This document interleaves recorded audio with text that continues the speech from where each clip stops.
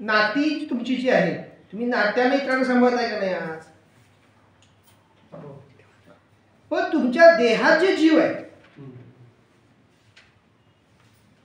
जे तुम्ही बघा, तुम्ही अनेक जन्म घेतले, त्यातले प्रधान जीव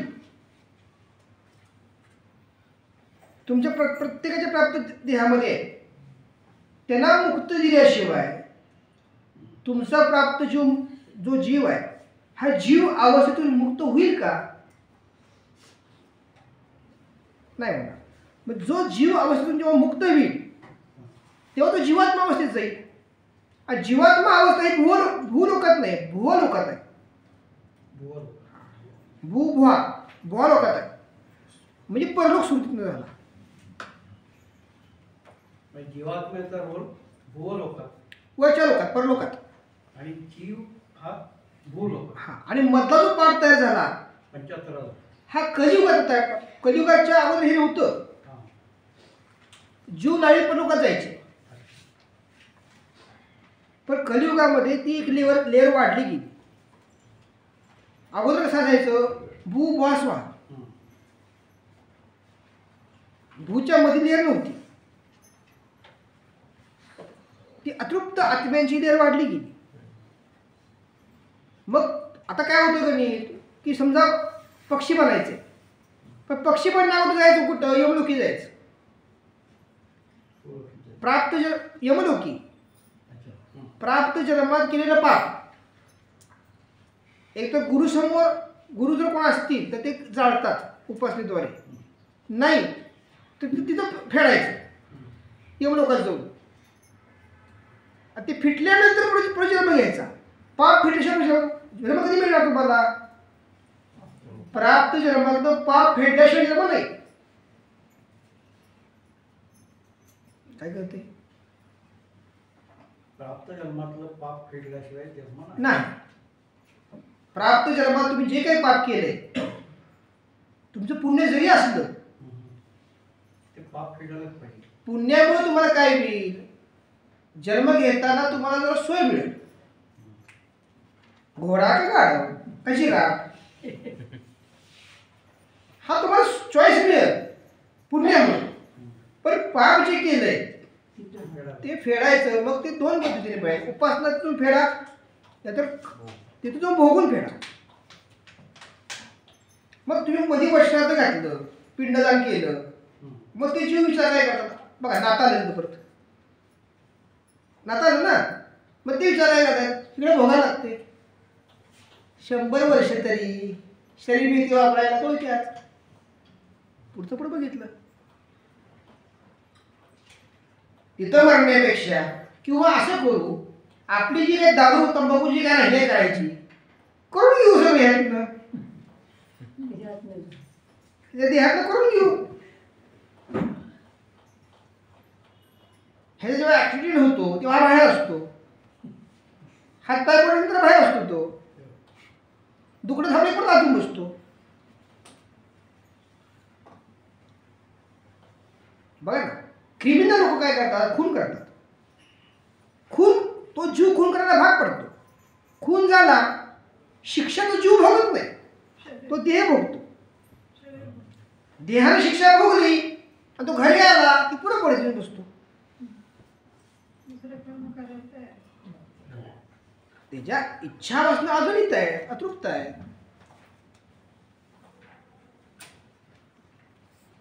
आणि दादांनी सांगितलं काय, की हा जो भूलोक आहे हा फक्त 25% आहे.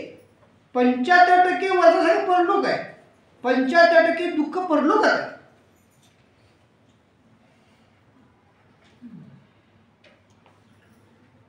म्हणजे चालता बोलता तुमच्या मनाची जे काय लागतंय हे लागू नये म्हणून उठल्यानंतर पहिली साधना. साधना केल्यानंतर काय होतं बघा, तुम्ही सुखस्पती आहात. घरी गेलं, पाणी, बटन दाबलं, टीव्ही, ऑर्डर दिली, खायला मिळतंय, आणि तुम्ही काय म्हणताय? वाढ वडिलांच्या पुण्यानं होतंय हा सगळं. आमच्यामुळं का आलोच.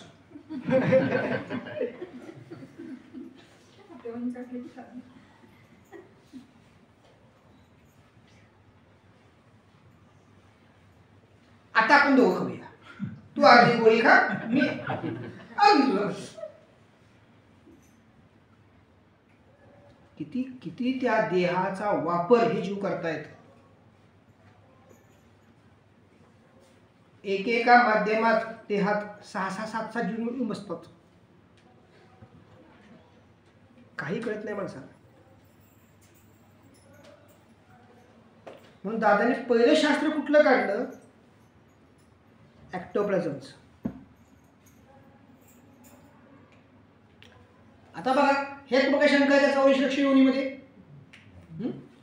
आता बघा म्हणजे आता गणित काय आहे? तुम्हाला हे कधी कळलं की तुमच्या देहामध्ये इतर देहाचा वावर झालाय, इतर जीवाचा वावर झाला? तुम्हाला कधी कळलं?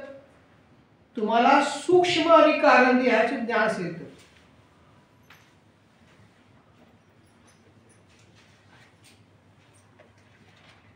काय सांगितलं? तुम्हाला ज्ञान. तुमच्या शरीरामध्ये अजून 2 देह वावरत आहेत. सूक्ष्म देह जो आहे तुम्हाला ज्ञान आहे का आज?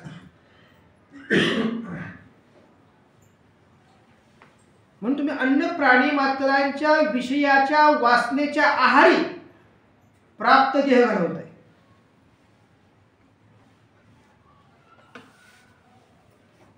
एक सोपं आणि सुंदर उदाहरण सांगतो. आठवड्याचे 7 दिवस आहेत. अगदी खचून 7 ड्रेस जर घेतले तो वर्षभर फाटणार नाहीत. असं असून सुद्धा काही काहींच्या कपाळात 20-20, 25-25 ड्रेस पडलेले असतात. हे 25 ड्रेस कुणाचे आहेत? त्या व्यक्ती व्यतिरिक्त असणाऱ्या जीवांचे आहेत.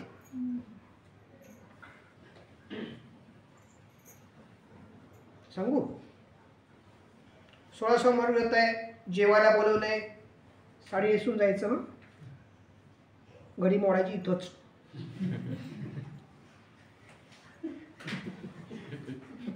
ती घडी मोडती, येताना घडी घेऊन येते.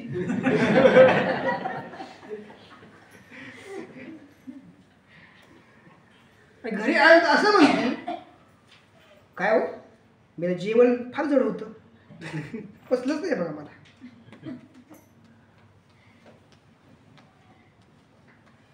येणारा जीव स्वतःचं रूप दाखवत असतो. तुम्ही जेव्हा म्हणता का नाही पचलंच नाही मला, तेव्हा एंट्री केलेली असते ऑलरेडी. किंवा आता बघा तिथनं चहा नुसतं पिऊन आले, डोकंच पकडले बघा, काय करायचं कळच झाली, जीवा एंट्री मारली.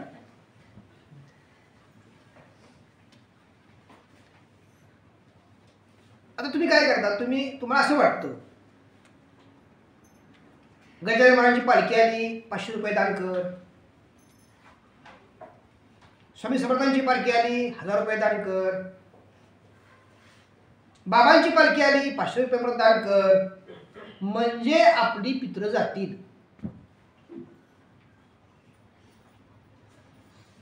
वाटतं. तुम्ही कधी अभ्यास केला का?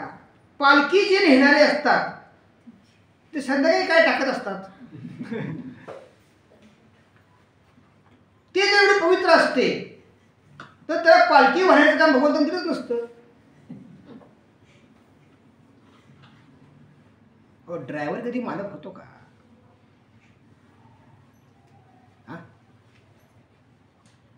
ड्रायव्हरला पगार 15,000 आणि मालकाची गाडी 50 लाखाची. काय आहे का नाही तिथं?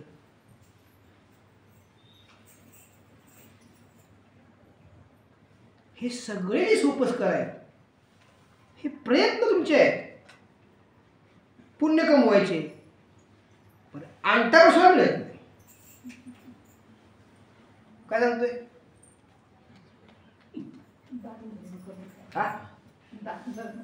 अंगठा दान होतच नाही. तर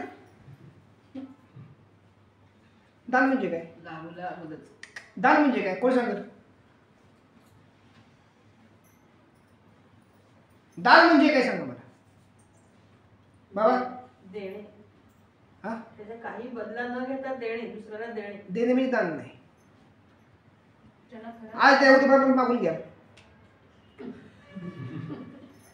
दादा 100 रुपये मागे देत तर ते मागेल मला. दान म्हणजे काय? आपण जे काही कमवतो हम्म. त्यात एक 10% रक्कम जे आपण दुसऱ्याला जे देतो ते दान. पण म्हणत नाही दिली म्हणून हां दिल्यानंतर पण उच्चार करता का नाही करता? काय मला नाही कळलं. तुम्ही 10% जी रक्कम देताय हां. ती दिल्यानंतर त्याचा उच्चार करता का दिले म्हणून? नाही नाही नाही. नाही करत उच्चार. काय करायचं काय करणार? करायचं काय करणार? एक दान आहे ना. उच्चार करत नाही काय म्हणून? दान दिले म्हणून. नाही नाही दान दान हा शब्दाचा दान दिले म्हणून आपण हे करणार नाही. मग काय करणार? आपण एक्स्ट्रा आपण कमवतो. बरं. आपण आपल्या जीवनामध्ये आपण जे काय कमवणार आहे का आपलं जे कर्म जायचे जे काय आपण रक्कम कमवणार आहे त्यातली एक 10% रक्कम जर दुसऱ्या आपण दिलो एक कशी दान दिली? दान म्हणून द्यायचे नाही आपण. मग कशी द्यायची? आपण त्याला एक मदत म्हणून केली किंवा आपण म्हणून काय मी हे केलंय का पण मी कारण तुम्ही म्हणता ना दान दान म्हणजे काय ते शब्द मला विचारतो. असं सांगायचं तेच मला म्हणायचं दान हा शब्द आपण म्हणायचा नाही. अहो पण दान हा शब्द पण बोलताय. आता मी आता माझं सांगतो मी आता जेव्हा देवाला जातो तेव्हा तुमचं नाव सांगा म्हणजे ते काय लिहायचं असतं ना म्हणजे पैसे दिले नाही श्री गुरुदेव येतो तुम्हाला काय लिहायचं त्याला मी माझं नाव सांगतो तुम्ही दान हे प्रकारचं एक दान बरं. 101 रुपये बरं. जेवणासाठी नाव नाही सांगत श्री बरं. गुरुदेव येतो. बर मग तुम्ही कसं करता हो? पावती फाडता काय तुम्ही? हा काय नाही. हा दिलं हा तो विषय आणि ती गोष्ट सोडूनच द्यायची. कुठं? कुठं गेली ती ज्याच्या नशिबात ती गेली. नाही नशिबाच होती कोणाला. हो का? दान म्हणजे काय सांगा मला. तुम्ही ते रिकॉल केलं तर प्लॉट. हा? तो विषय माझा.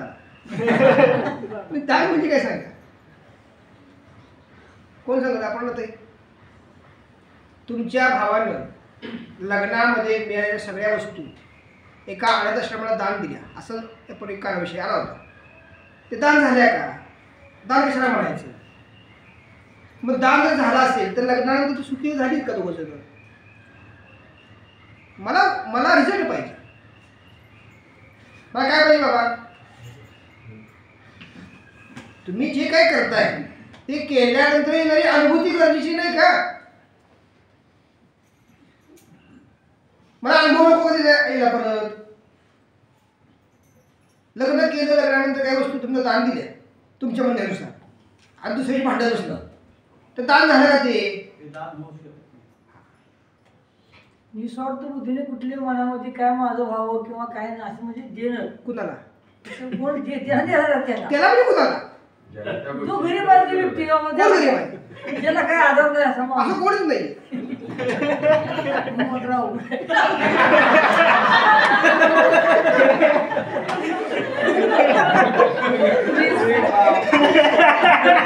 त्याने साधं गणित आहे. अहो, एखादा गरीब कुटुंबातला व्यक्ती सुद्धा समजून घ्यावा. एखाद्या गरीब कुटुंबातला व्यक्ती सुद्धा निराधार नाहीये तुम्ही असं का समजताय? मग गव्हर्नमेंटने पेन्शन सुरूच केली नसते 2000 रुपये महिन्याला. महिन्याला तुम्ही कुणा गरीब समजू नका हो. ज्याच्या शरीरामध्ये मरगड्यात मासे आहेत म्हणजे ताकद आहे आणि जो काम करून कष्ट करून कमवतोय तो गरीब कसा म्हणता येईल? हा तुम्ही असं म्हणू शकता की त्याच्याकडे बाबा अल्प धन येतंय तुमच्याकडे जास्त धन येतंय तुमच्यापेक्षा आणखी एखादा जास्त धन कमवणार असेल हे मला मान्य. पण मग गरीब म्हणता कसं? साहेब सांगा. खरंच गरजू लोक आहेत. तुमच्या पुतणीच्या लग्नामध्ये तुम्ही काही लाख रुपये दान केले वापरले मग वर्षाच्या आत दुःख का आलं कुटुंबात? त्या माझे पॉईंट परफेक्ट आहेत का नाहीत? आपण ना ते चुकतच नाही मी. माझा गुरु तसं भक्कम आहे. बरोबर सांगतो गोळी मारायला मला. जिथं जिथं गुरूंचं तुम्ही ऐकताय तिथं गुरु उभे राहणार आहे. जिथं तुमची बुद्धी लावताय तिथं तुमचा खिस निघणार. कशाचा? नारळाचा. नाराज काय निघतो म्हातारी खिस निघतो नाही माणसं. प्रश्न बघा ना माझा व्यास. प्रश्न असा होता की स्मशानातून सिद्धी करायची होती, ती बरं आहे का हे बरं आहे? मग ती संख्या नाही का? हा खरं म्हणजे खरंच बोलणार माणूस आहे, खोटं कशाला बोलू. हे बघा मला एखादी वस्तू पाहिजे तुम्हाला सांगणार ना बाबा रेस्टॉरंटमध्ये एखादी वस्तू कधी घेऊन मला या तुम्ही काय नाही म्हणणार आहे का मला? संपला विषय. काय सांगायचं मला? दान कशाला म्हणायचं? कुणावर केलं कोण कोणी नाही करता? अहो आता तोच विषय करायचा झाला. कुणाला गरज आहे दानाची सांगा? तुम्हाला गरज आहे का? तुम्हाला दान जर मी दिलं 100 रुपये तर 30 तरी कसं ही सगळी दान निघून जाईल. खासदारावर मी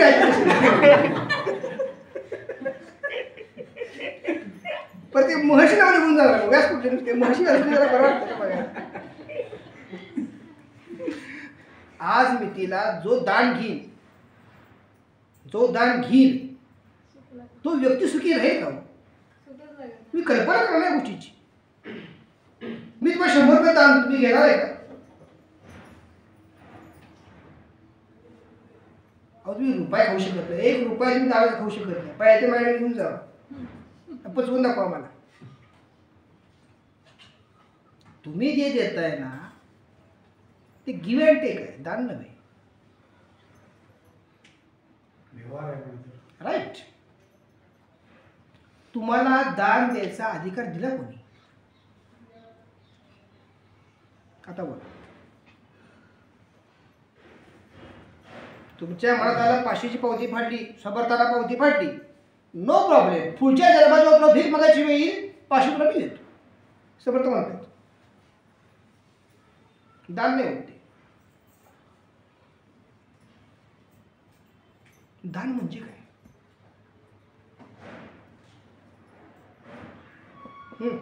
आपण ते बोला. कोण सांगितलं?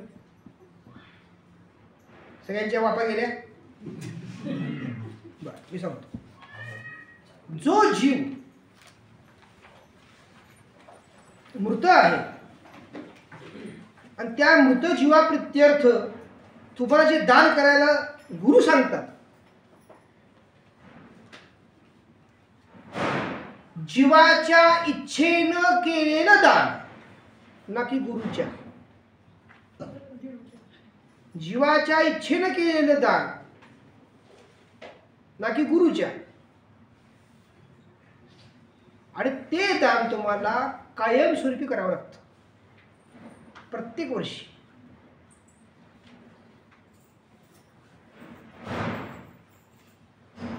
आणि त्याचा फायदा काय होतो त्या दानाचा?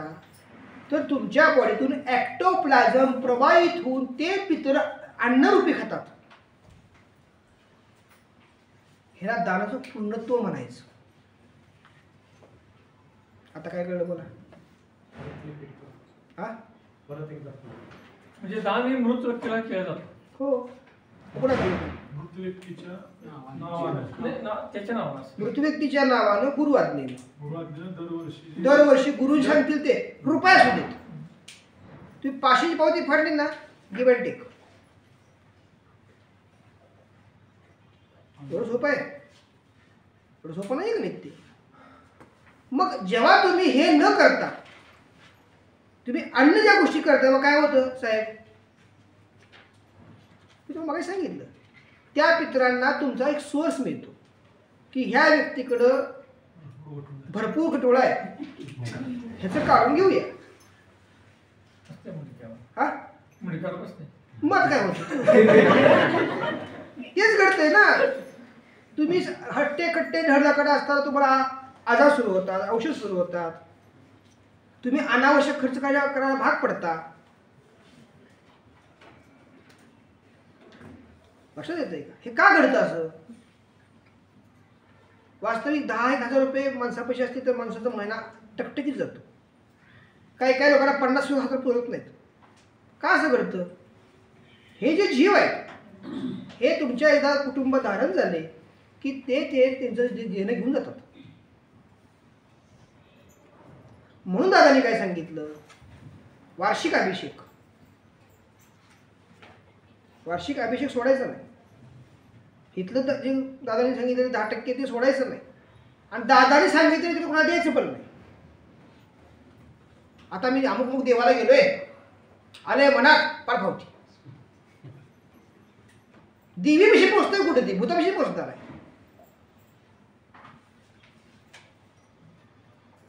कर्म सिद्धांत अतिशय अवघड आहे.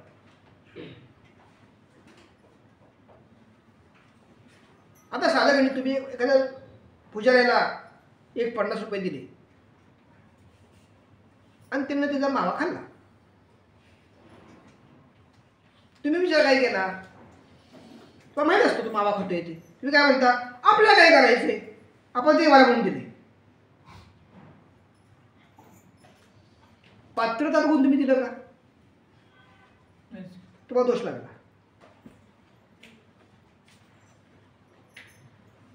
तुम्ही अज्ञानी नाहीये, मी समजून तुम्ही घ्या. भगवंत मार्ग किंवा गुरु मार्ग म्हणजे खेळ नाहीये. तुम्ही अज्ञानी बनूच नका. तुम्हाला माहित आहे तो व्यक्ती पुढचा व्यभिचार करतो किंवा काही गोष्टी करतोय तो, आणि ते सांगतो ना मी. कुणावर टीका टिप्पणी आपला विषयच नाही. आपला फक्त सांगायचं ज्ञान. सगळ्या देवता श्रेष्ठच आहेत, त्याबद्दल काही वाद नाही. विषय काय आहे, तुम्ही कितीतरी पट गुरु आज्ञेचं उल्लंघन करून कितीतरी उद्योग करत असतात आणि ते सगळे पण तुमच्या बोकांडी येऊन बसतात. आणि जेव्हा तुम्हाला आता असं कळतं की येसर म्हटली गेली आपली, मग दत्ता धावरे मला पावरे. निसर्गाचा नियम काय आहे, तुमचं जेवढं आयुष्य आहे त्या आयुष्यात तुम्हाला कुठलाही रोग लागता कामा नाही. हा निसर्गाचा नियम आहे. निरोगी तुमचं जीवन झालं पाहिजे का नाही. मग तुम्हाला रोगाला का घडलं, कारण तुमचा व्यक्तीवर इतका विश्वास असतो, इतकी श्रद्धा असते की ती देवावर सुद्धा तेवढी नसते. बघा ना, लग्नाला जायचे का कार्यक्रमाला यायचे, कार्यक्रम का युट्यूबला बघता येईल, परत नंतर मला लग्नाला पण मिळणार नाही. आणि ज्याच्या लग्नाला गेला ती चप्पल दाखवायची सुरुवात करते, दादांशिवाय कोणी नाही मला. प्रसंगाने तुम्ही काय होताय, शान होताय का, प्रसंग तसे घडून देऊच नका तुम्ही ना. आपण स्वतःशी आपण काय प्रामाणिक पाहिजे.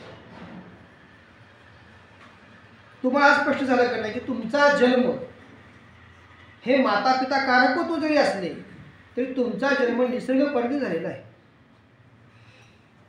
आणि तुमच्या मृत्यूनंतर खाली मंडप जरी घातला तुम्हाला त्याचं काहीही घेणं देणं नाही. म्हणून मी नेहमी सांगतो, 2 गोष्टी माझ्या आहेत. मनुष्य जिवंत असताना भेटायला जावा, बघा, त्याची विचारपूस करा, त्या खाय प्यायला घाला. मेल्यानंतर एकदा लाकूड तयार कधी झालं, शुष्कम काष्टम तिष्ठन्ते घरी, काहीही उपयोग नाही. आणि तुम्हाला खरं प्रेम मेल्यानंतर जागरूक होतो, तिथं गेलंच पाहिजे. माणसं काय म्हणतील, आपल्या वेळा कोणी, प्रत्येक गोष्टी आपल्या वेळा कोणी. तुला जन्माला कोणी घेतले, तो बघ ना काय करायचं ते. पुण्य असेल तर अन्य येतील. काय सांगतोय, पुण्य असेल तर अन्य येतील आणि पाप असेल तर अन्य जातील.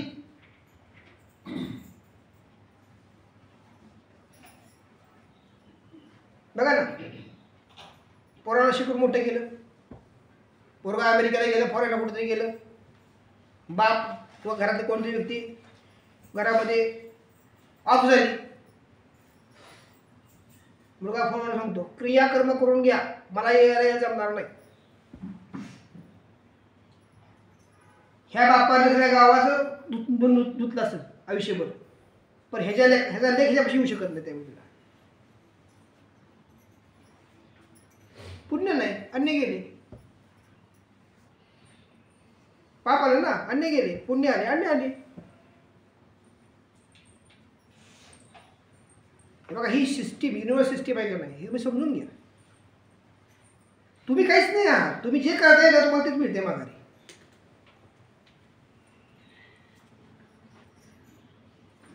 तुम्हाला बघा, तुमची इच्छा आहे भक्ती करायची ना, मंत्र वाढवा, साधना वाढवा, अभिषेक वाढवा. मी मागं सांगितले 27,000 फेरे गुरुचे आहेत ना, शनीचे 27,000 बिया नाहीत. 27,000ची बी अशी तुम्ही येताना प्लेन हे नाही या, हेलिपॅड नाही या, तुम्हाला देवीत कधी पण सवय नाही नाकाला अभिषेक तुला घालायचे ना, घालायचं काय करायचं काय, त्यातनं घाल त्यातनं घाल. आयुष्यभर आई म्हणली म्हणून केलं आणि शेवटी आई त्याचं भांडण झालं म्हणजे काय मिळालं. अहो काय काय कारण मी कुटुंबात असतं तुम्हाला काय सांगायचं. मी सगळ्याच्या मोठ पुष्कळ देते, नंतर कळतं आपलं कोण नाही, गेलं आयुष्य संपलं.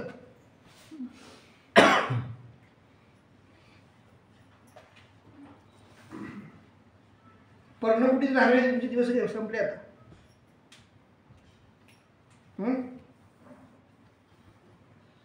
काय सांगायचं मला, सूक्ष्म देहाचं तुम्हाला जाणीव कधी होईल, 2 गोष्टी असल्यानंतर. एक भूत अंगात आल्यानंतर, म्हणजे काय ते अंगात आहे, किंवा सूक्ष्म देह बघण्याची पाहून मानसिकता असल्यानंतर. काही कुटुंबात असतं देवी अंगात यावी, कशासाठी पाहिजे तुला, हा बघा माझ्या अंगात देवी आली, बरं काय करायचं पुढं, काय करायचं, आली देवीच्या अंगात पुढं सांग तिला. मग 10 गुंठ्याचा बंगला घेऊन दे, तुम्ही सांगून टाक, नोकर चाकर सगळं दे. आपलं सगळं असंच मत आहे. असले काम देवी करते का ती, शापच शिकायची ती, तुझं वाटोळं दिला अंगात आलेली देवी, तुमच्या अंगात आलेला तुमचा देव, तर चांगलं बोलायचं मत नाही ना. जनकल्याणासाठी, विश्वकल्याणासाठी, समाज कल्याणासाठी, भक्त कल्याणासाठी देवतांचे अवतार झालेले आहेत, असं मी माझ्या गुरूंच्याकडे नाही केले. ह्याला शाप देते, त्याला शाप देते, तुझा अमुक होईल, तुझं तमुक होईल, असल्याकडे देव ऐकले नाही तुम्ही. मग ह्या देव्या त्यात असतील, वेगळ्या असतील कुठल्या. माझ्या देवाला पर्याय एकच करायचा, असं हात करा म्हणायचं, कोळसा घ्यायचा हातावर ठेवायचा, त्याला सांगायचं तू खरी जर देवी असेल तर तासभर हात साईडला घ्यायचा, 1 तास असं ठेवायचा हात, एका हातावर हे ठेवा, एका हातावर बर्फ ठेवा, एका हातावर कंटिन्यू प्ले 1 तास. खरी देवी असेल तर मी कापूर त्याच्यावर मी टाकतो, उदू टाकतो, तू हात पुढे कर.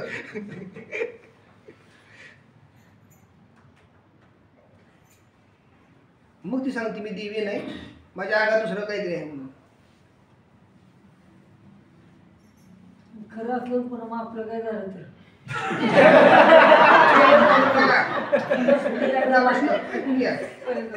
कुठलाही देव, मी मगाशी काय सांगितलं, कुठलाही देव कोणाला शाप देईल का, खरं असं बघा, शाप देणारा देव असेल का नाही. तुम्ही तर माझ्यापाशी तर आलाय, सोन्या मोन्या बाळा असं म्हणल्यामुळे आलाय ना, का असं तिथं मी सांगितलं असतं येणाऱ्या प्रत्येकाला एक दांडकं मिळणार आहे, मी तर आला असता का. हा जसं टोलण्यावर दांडकं पडतं ना, तसं तुमच्या प्रत्येक जागेवर दांडकं पडणं, मग तुम्ही एंट्रीकडे मारायची, काय झालं असतं. आलं नसतं. खोटा मार्ग आहे ना तो. कुठलाही देव, विश्वातला कुठलाही म्हणतोय मी जात धर्म पंथ म्हणतच नाही, विश्वातला कुठलाही देव कुणालाही शाप देऊ शकत नाही, जरी तो भक्त चुकीचा वागला तरी सुद्धा. त्याला एकदा सांगत, दोनदा सांगत, तिसऱ्या लांब करेल, अंतरावर ठेवलं. आता मला काही भक्त नाहीत बाबा, काय काय भक्ताला माझ्या टोचतात काही गोष्टी, त्यांना वाटलं माझ्या कवच खुलली असं वाटतं काय काय, पण त्या अंतरावर असतात ना, कधी कोणा शाप दिलाय. सत्पुरुष गुरु परमेश्वर हा समाज कल्याणासाठी असतो.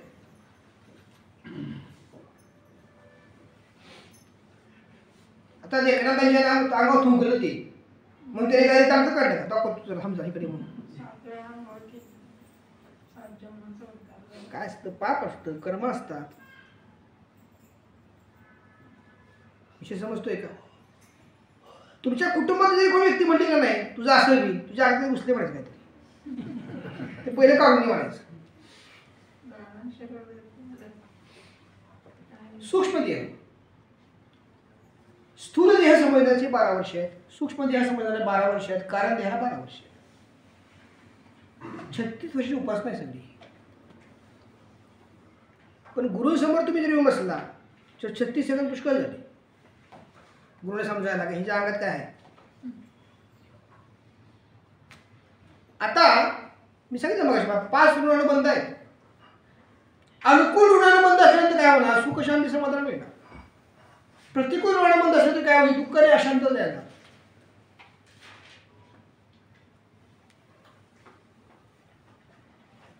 बघा मी मगाशी पण सांगितलं की तुमचं सगळ्यात जास्त प्रेम कोणावर आहे. व्यास लक्ष माझ्याकडे. काय सांगितलं मी की समोर बसलेला जो व्यक्ती असतो माझ्यासमोर आळस देणारा, त्यापेक्षा टोकाला बसलेला व्यक्ती माझी नजर लवकर जाते. का सांगा बरं,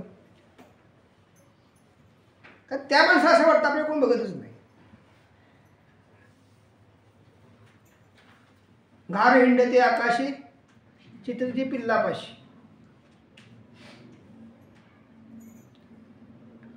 तुम्ही छान आहात पण तुम्हाला आणखीन छान बनवायचंय म्हणून तुम्हाला इथं आणलं.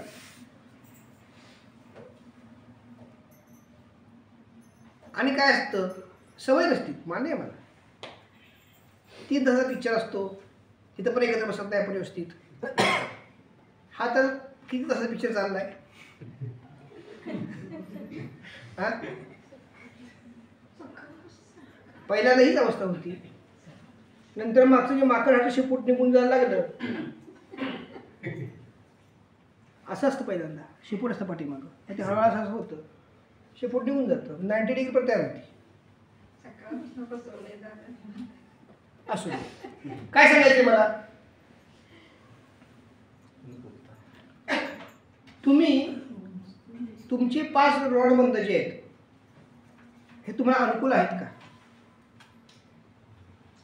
पण त्यापूर्वी तुम्हाला 5 ऋणानुबंध म्हणजे काय हे कळले का सांगा मला.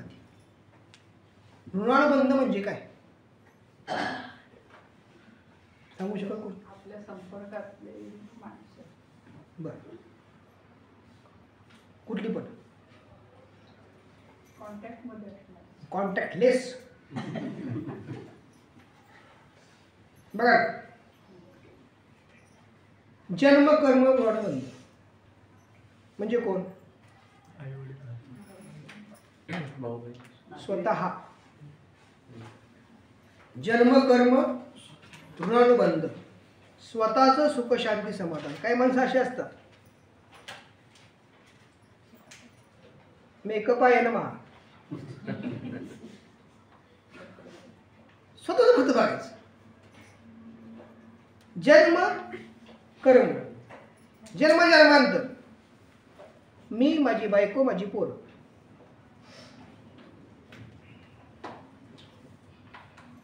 मातृपितृ आई वडील,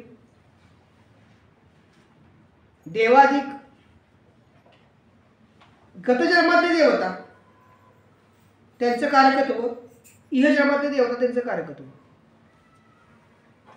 आणि इतर एजन की जे कलियुगात फार चाललंय, मित्रमैत्रिणी, समाज, हे 5 ऋणानुबंध जे आहेत, याला दादानी शब्द वापरले 5 दैत्य. शब्द काय वापरलाय बघा. तुमचं स्वतःचं बेड आहे, व्यास, त्याचं एखादं मांजर येऊन बसलं, काय करणार?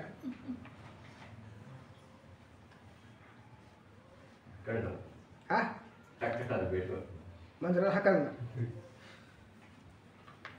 तुम्ही एखाद्याच्या बेडवर जाऊन बसला माझ्यासारखं, हा, आपल्या कसं वाटतं?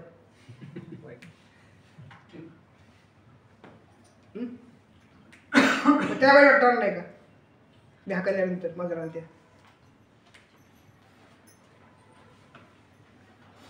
आपल्याकडून या 5 पैकी कोणालाही दुःख जाऊ नये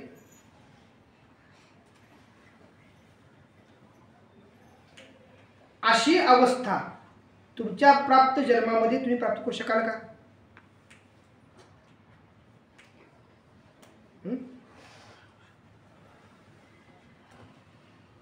तुम्हाला सुख शांती समाधान किती लागणार आहे? किती वाजले रे? 4:15. कधी लागणार आहे मल्हारी? हा, तुम्हाला सुख शांती समाधान कधी लागणार आहे? अगदी बरोबर. तुमच्या बरोबर जे 4 ऋणानुबंध आहेत हे तुमच्या परत्वे जर सुखी असतील तर तुम्हाला सुख लागणार. पण असं एकही कुटुंब नाही की बाकीचे 4 सुखी आहेत. मग आता काय करायचं? कारण ते अनुकूल ऋणानुबंध असले की सुख शांती समाधान तुम्हाला मिळणार, प्रतिकूल असले की दुःख आणि अशांती. मग ते प्रतिकूल आहेत, सगळे अनुकूल आहेत का तुम्हाला? मग काय करायचं?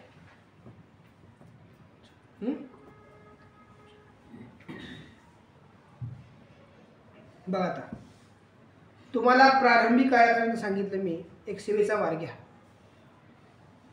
काय सांगितलं? एक सेवेचा वार घ्या. त्याचं कारण मला काय होतं?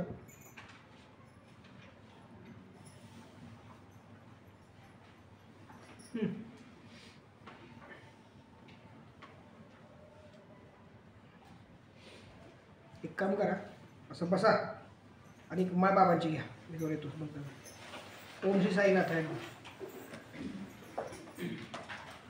कोणी घेते?